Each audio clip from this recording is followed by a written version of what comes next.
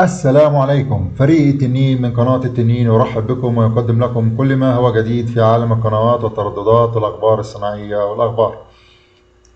اليوم جايبين باقة قنوات جديدة لسه نازلة على القمر نايل سات. هندخل من الريموت على المنيو، من المنيو بنختار التركيب.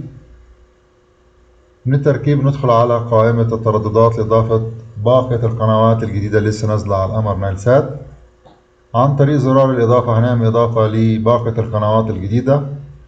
التردد هو 11564 11564 معدل ترميز 27500 استقطاب أفقي.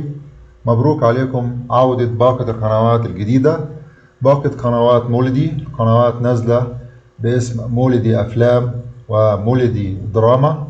ترددها الجديد هو 11564 معدل الترميز 27500 استقطاب أفقي.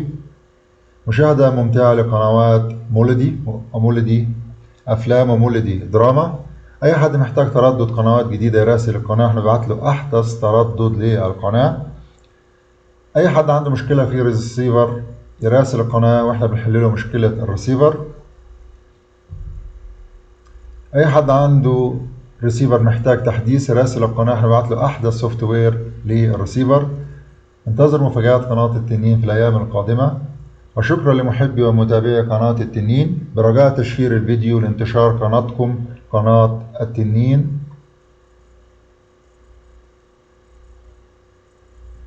وشكرا لكم على متابعة القناة.